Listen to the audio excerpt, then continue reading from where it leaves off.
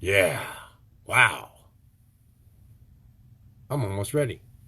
It's getting cold. What do you think? This is how I dress for our Texas winters. Actually, this is one of my favorite things from Goodwill I ever bought. Yeah, this is super duper warm.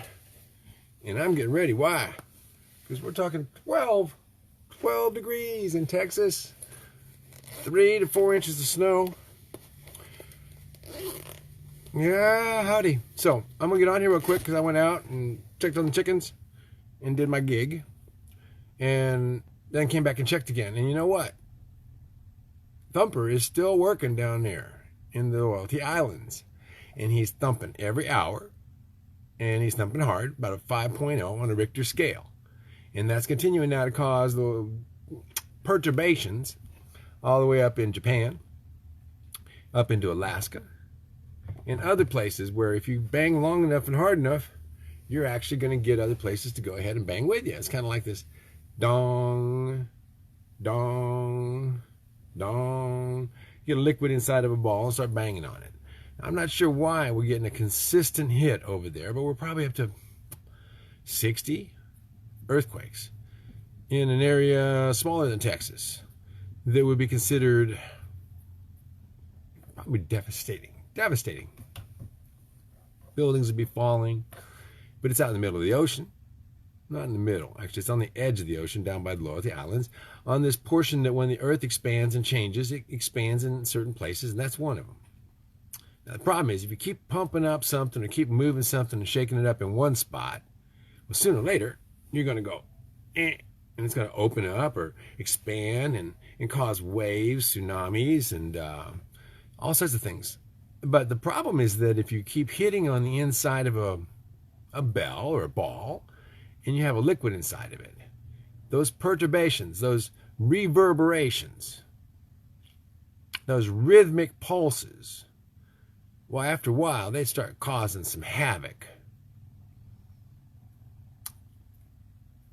You might say some turbulence, some buildup of pressure where they're running into each other as this one goes out and starts to come back, and this one's going out this way, and you get these compressions, like you could expect in any physical model of what liquids do when you start bouncing them in a certain boom, boom. Some great experiments online.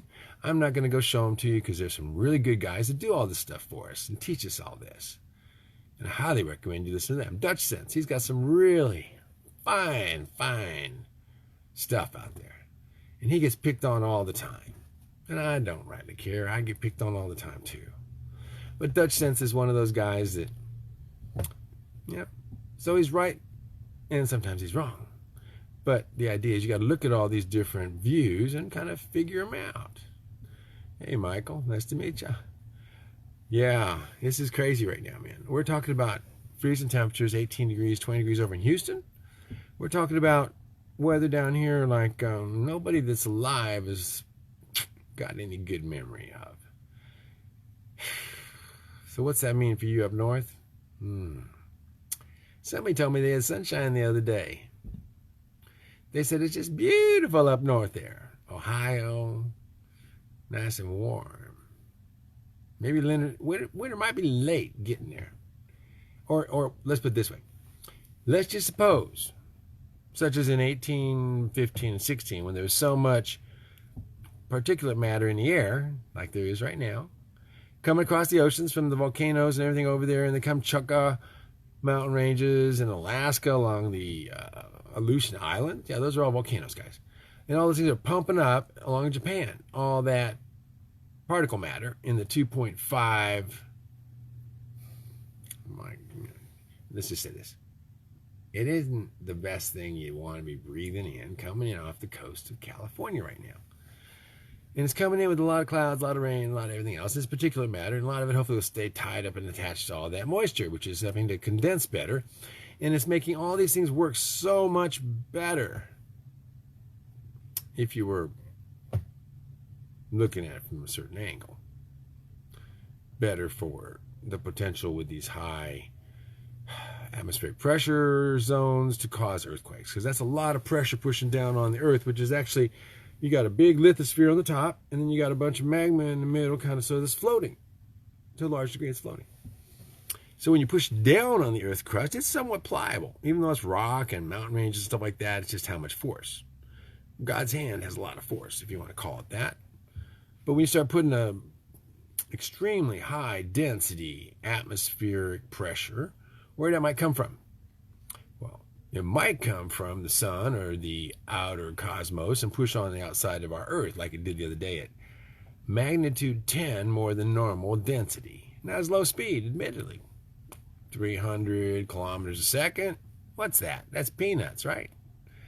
Yeah. Drive your car 300 kilometers a second. And it has somebody film it for me with high-speed film. 300 kilometers a second means you'll be around the world by the time they pull the shutter and get out of the way. Hope you're a good driver. That's how fast that is. Now, supposing, just supposing, the Earth was going to go like this and like this and like this and like this, just like a big wave, just having problems, and then all of a sudden you also notice that all these big storms cause a shift. And these big shifts, like what's happened on Pluto, like what's already happened on Uranus, like what's happening on, Jupiter's giant storms have changed shape, and they're not going the same way they used to. And oh my goodness, why are we special? Why aren't we going to have these problems? Why aren't we able to forecast? Oh, wait, we can. I forgot. The we part of that. Is that the W-E, which would be you all out there? Or the W-I-I? As in me. M-I-I. These two eyes. That eye. To spirit. Human consciousness. Yeah. All of us humans. We're all humans. Though I shall say, on days like these, I sometimes wonder how to appease the endless questioning without any facts. And for those who wonder, so this broadcast lacks facts. This is just a fictional tale. The story of Wibblry and Wub. Don't take it seriously. Goodness, no. That'd get you censored. That'd get you banned. That'd get you kicked off. Somebody took you seriously. That'd be stupid. Why would I want to lose my chance to be on this wonderful platform? I just something, this platform. But what's good about it is I get to see you guys. Shannon, Suzanne, yeah. I get to get some messages out. It's called dialogue. And then you take it out and you share it with somebody else, and that becomes double dialogue. And then we share it again, it becomes triple dialogue. And exponentially, until all of a sudden there's a global dialogue. What's the dialogue about? That means government tells us something. The propaganda out of the news media, the TV tells us something. That's still narrative. Same story, seems like. Kind of like now, especially, huh? Since the media got in their favorite. How's that? Now we don't have to worry about conflict. The media can sit there and not be a problem for the administration. Yeah. What did Kennedy say? John F. Kennedy. You know, the one that said something about we shouldn't have any secrets. The media, please, if we do something wrong, come. Tell the public. It's the media's job to tell the public the truth. Oh, wait a second. Oh, they killed Kennedy. Oh, wait. Oh, did they kill the truth at the same time? Do you realize that it's possible to kill the truth? Well, at least... wait a minute. Here's how you do this. You put all the records into secrecy. And that way nobody can read the truth. You didn't kill it. You put it to bed. You put it in suspended animation. And then someday, if somebody still gives a garbage crap about it, they'll pull it out and go, hey, let's read about something that happened. How many years are going to hold it before we tell us? Will I be dead? and gone before I find out I was right all along. That one bullet didn't just fly around and tap everybody on the head, on the shoulder, and the arm, pass through a little wall of metal here and there, and jump out on that gurney. You remember that bullet, that really special bullet. Well, there's lots of those around. Somebody tried to murder our dear ex-president, if you want to call him that, Trump, using a drone and a high-powered weapon just the other day. It hit the bulletproof glass that had been installed, thankfully. Shot from high, not possible by a human, except in control of a drone. Why isn't the public hearing about this? I don't know. Nobody's interested, right? I mean, that's just the old president. And we're all focused on the new president. And Cammy, oh my gosh. Isn't it wonderful to be in a democracy where everybody's vote counts and we now have an administration? It is incredible. So, if I could possibly convince you, I want you to go ahead and question the narrative. Help us have a global dialogue. That means you guys over in Italy, you know, they busted everybody for using Leonardo, the satellite, to transmit information from America all the way over there to those guys that were able then to pass it along and manipulate it and send it back. That story in the book from last chapter. Remember the last chapter? I think I mentioned that or wrote about it. Oh, that's right. You guys don't get to read the whole chapter. You just get excerpts. We're going to fill it in later with the facts, the rest of the facts. That's the thing about when you're writing a book and you get excerpts out there. I just bought three 2x4x12s. Number 2 spruce. Oh, no shit. 3 2x4 12-foot number 2 spruce for $35? Wow. That's nice. That's great. That's absolutely incredible. Why is it so good? Because I got tons of wood. I got 100,000 square feet of wood piled up. And every time I hear that, I just get giddy. Because I can save you so much money if you come here and give you materials to build houses with that you could go off and build a tiny house with. Windows, doors made out of wood you can't even begin to afford. No knots, grown for 150 years. And if you do that for me, if you come here and promise me, show yourself a little bit of truth, if you have a little bit of money to put down for deposit, that's great. It helps me get more people in. If you want to work just a little bit, spend a couple of days, help work around here, load some stuff up so you can load your trailer up so I don't have to do it, because I don't want to load your trailer. Design your house and build it for you. I want to help you load the trailer, help you design the house, and help you from a distance take care of building it. Because you see with this little phone right here you're looking at, Darby can go anywhere in the world. I can look at your little house. I can tell you, no, you got to have the wall pointed up, not sideways. Or, hey, no, stop. No, don't do that. Don't do that. Stop. And just a video. In a group of you doing it, I can give you a whole seminar from a distance. You don't have to come to Texas. One of you might have to come here and get the parts and pieces and go back there, and I'll help you put it together. This is not that hard, kids. You can grow a Pure Salvage Outpost without me having to be there holding your hand the whole time. Get some of the other old-timers.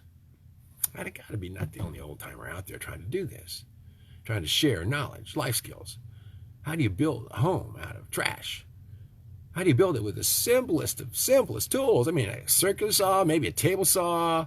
I'd say you need probably a good sawzall, a drill, ratchet driver. Tape measure's nice. I try not to use them much. The level's good. I try not to use those either these days. I'm just trying to build how it feels. So my stuff looking a little crooked sometimes.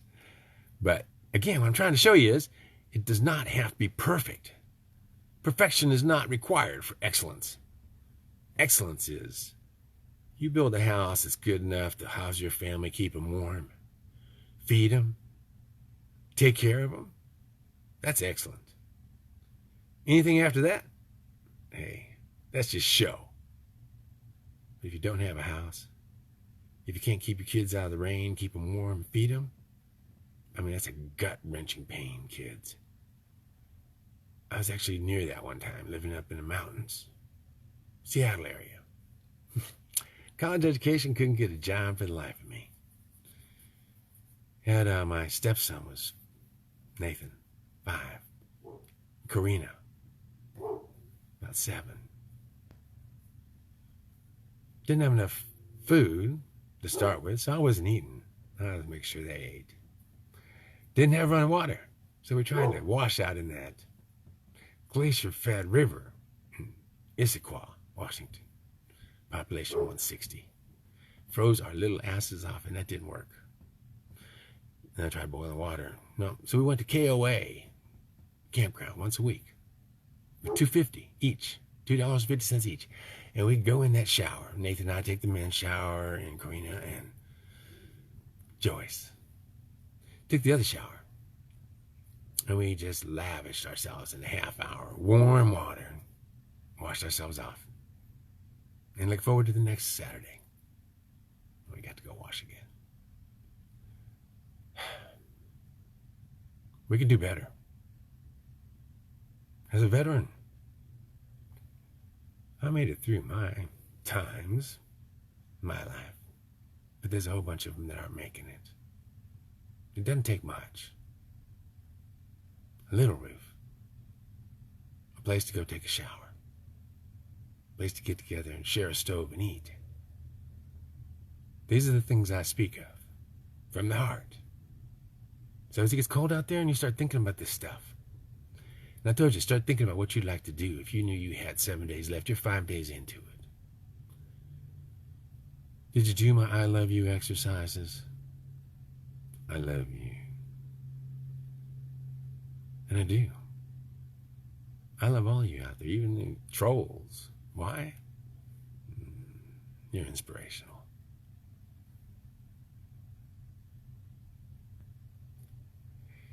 We're all one consciousness. How, somehow or another, we're going to be able to unite both good and evil, I don't know. Maybe it won't happen. The yin and the yang of it. The male and the female of it. And I've managed to marry the massive masculine identity and the gentle female identity in myself as much as I can. And we don't war anymore. We're at peace inside. You?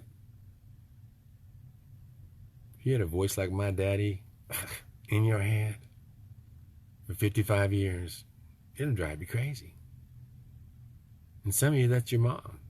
I didn't have to worry about that. Nothing my mom ever said was truth. It's easy not to pay attention to that, because you find out after a while every word is a lie.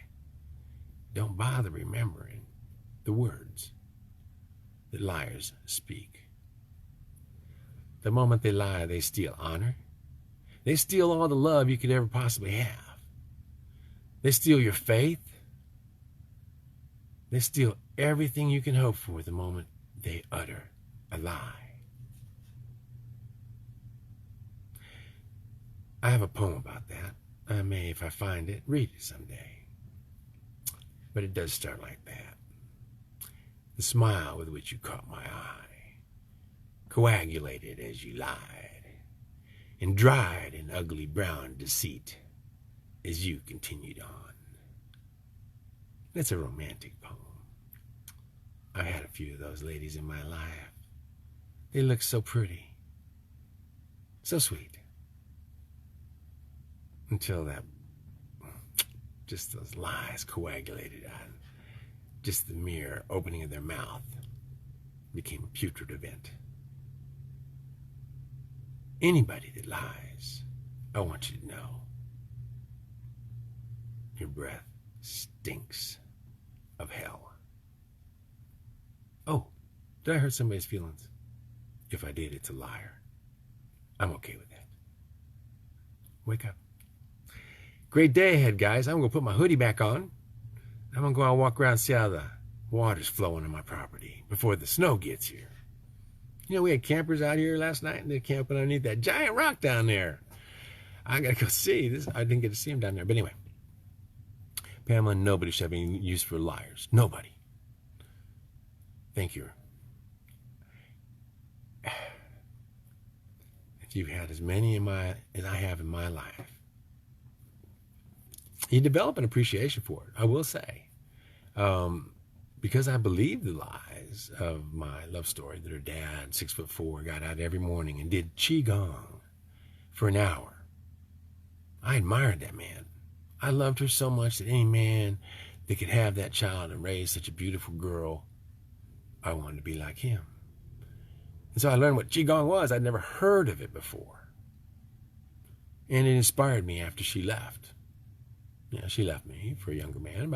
I was 17 years her elder. She left for a man 17 years her younger, who was just 2 years older than the child she never had, with 21 years of child support owed on a warrant out for her arrest in Massachusetts, when actually she was, well, the fantasy love story that I knew was from Scotland. She was a princess from Scotland, and she was beautiful, and she had lost her baby to cancer way back when she was 20 and had a total hysterectomy, which would have made it very much impossible to have the 2 young boys in their teens that I knew for 5 years to be her godsons, which in fact were not. They were her real sons.